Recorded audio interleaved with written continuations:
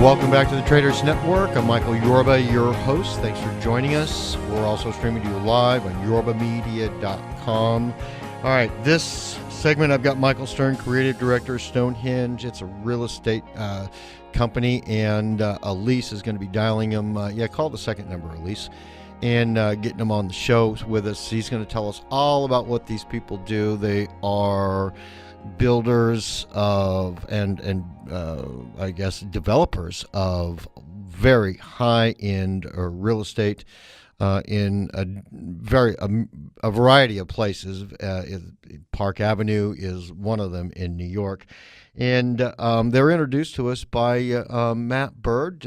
Monk Media brought him into the fold so that we could bring him in and talk to him. They've hit some huge strides and success this year. Michael, welcome to the show. Thanks for showing up. Thank you. All right, my pleasure. Let me step back a little bit. Give us a little feeling for you, and then bring us into Stonehenge and what about Stonehenge and some of the milestones that you've covered this year in 2013 or last year in 2013. Excellent. Well, a little bit about me is I am passionate about bringing people together and recreating the innate desire to know your neighbor and to feel the healing effects of a positive community.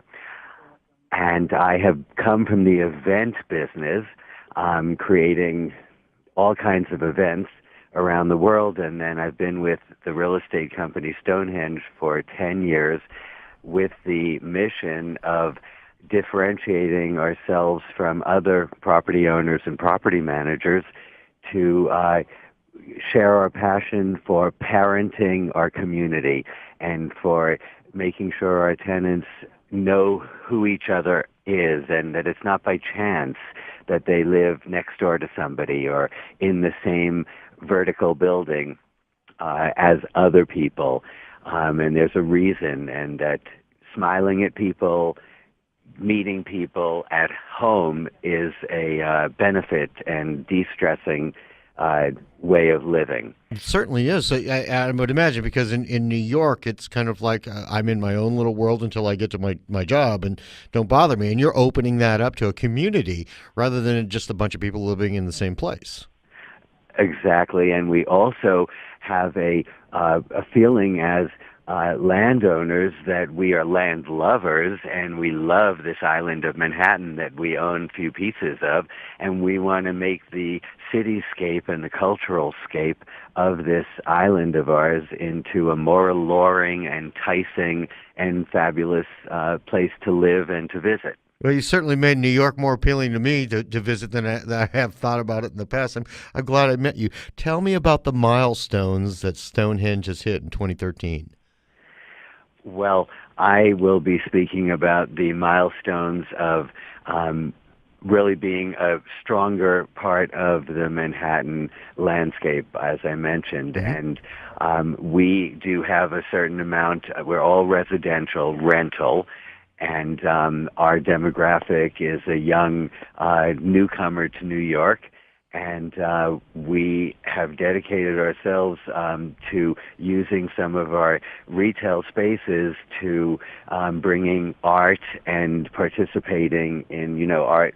New York is a mecca and capital for the art scene and the Chelsea art galleries and so on.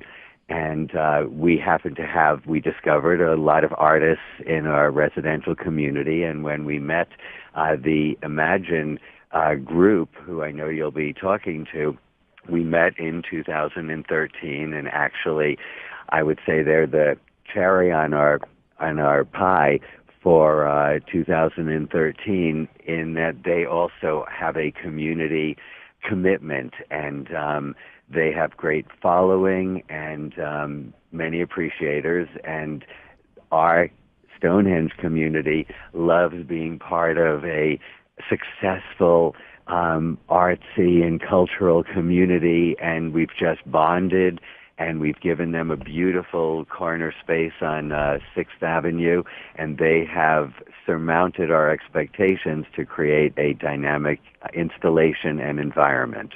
I'll bet. Now, I want to talk about Imagine Gallery in just a second and what their collaboration is with you, but you are the creative director here for Stonehenge.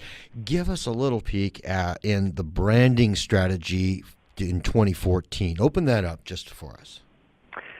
Well, we do a lot of branding through our ambassadorship of our own tenants. Mm-hmm. So we don't put a lot of finances into typical advertising and branding. And when we invite a tenant into our community, we have a program, for example, called the Stonehenge Business Exchange, where if it behooves you to share with another 200 or 300 people living in your vertical community what you do, what's your product, what's your service, we will figure out how to give you a stage and share that with the other residents. And if we used to have 40 to 50 people a year from our residents actually picking up their phone and calling their landlord and saying, "Hey, can you help me?" Now, I want you to know that this does not happen in New York.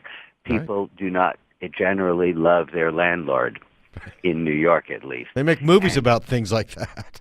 Exactly, and our goal is to change that paradigm and have our tenants say, "We love our landlord. They help us. They expand our reach. They introduce us to important players in fields like ours." And we make that happen. And I would say percentage-wise, we now have a giant leap in the number of people who are getting it, that the landlord is a caretaker. It's a neighborhood and community contained in this container of a vertical structure, and that there's a lot to be gained by interacting and creating connective tissue between the residents and with the landlord. Well, you've moved it from the rent collector to the commerce creator. That is tremendous. It's a small town mentality that we're just doing basic things, family and friends, take care of your own. And if you write us a check every month, what can we do for you? And it doesn't cost us money. It's really caring for and nurturing the community and bringing it back and releasing people from this inhibiting factor of closed door policy and really creating this open door flow. That's very commendable. Now, we've got about 2 minutes left in the segment. Now, Imagine Gallery collaboration, and you've got a special guest coming up after this segment, Peter Ruprecht. So walk me through that. What are we going to experience next? Well, we opened up a new retail corridor. There was no retail in this particular building on 15th Street and 6th, the whole block to 16th Street. And we happened to go to a gallery, and we saw some images that we were very responded to. It was like aspirational and the kind of art that we thought our residents would relate to. And then we met Peter and Shannon and Yarrow, these three great artists in all different medias. And then when they shared that they, too, are not into the Chelsea or Soho or Art Basel or Armory art show, but they want to be with the people. They want to meet the people. They don't want to go the commercial, traditional way.